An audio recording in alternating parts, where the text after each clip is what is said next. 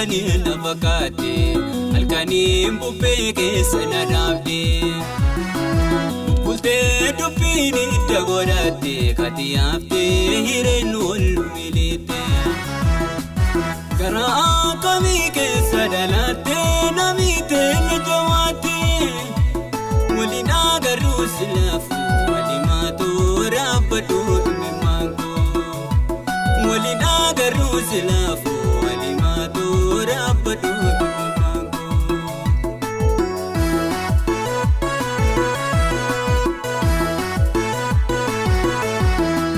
Anatoo yaakechuu marga jeetuu biraa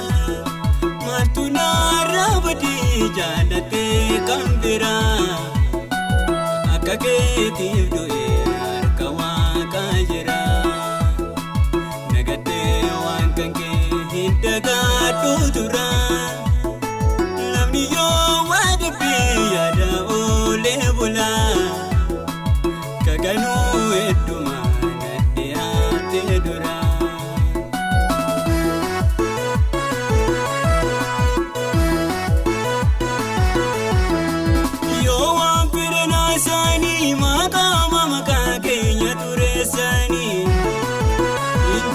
Doan kan ke ana namni darbani karaa ko bishaanu meedii soofanu maal jedha waaqani maasi takkaatani warroonni oduuraa satti kaatani silaa nama gootani narraa hin amantani kan keessa wajjin baane mee adubbatu maal jedha maasani. Alloo dhalannee bolojjiin guddannee muriitti sinee wajjin dabarsinee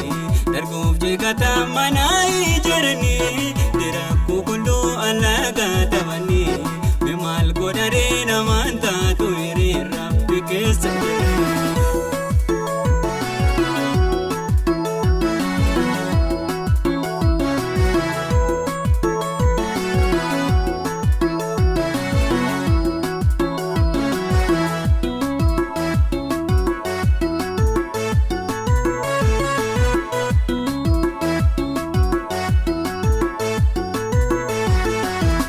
Walee bishaanii lafa kaatee halkanii naannoo jeela na dhaabdee bultee dubbiin itti godhattee kati haaftee hireen wal miliitee garaa kamii keessa dhalattee namiitee na jawaattee waliin agarruu silaafu walimaatu rabbaduu dhimmi maangoo waliin agarruu silaafu. Rabbaduu dhimmi maangoo.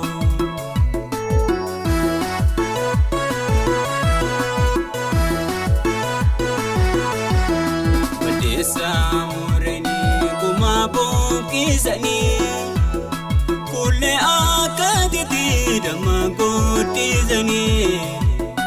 kaffaltee gaafadhu yoo si dubbisanii biyya namni jirre. Sarika parani biya sare jirtu binesi gadahe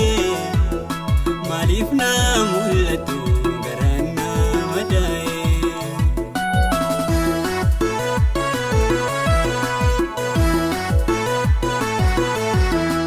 boy sitiro barra bishang jigainde bu bodara isen of the border Polarra dubbi kona mulalu kanke kamale meke ajalu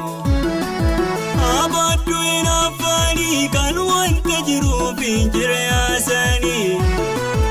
olola dugantani nadan kan nubasani badena bindukani ana karabyaga tojinsani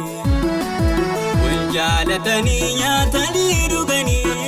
jaalatanii wajjin taphatanii wal jaalatanii amaadee mubiraa wal jaalatanii jiruu waan gamii wal jaalatanii mee malkaa ba'usoo wajjin turanii.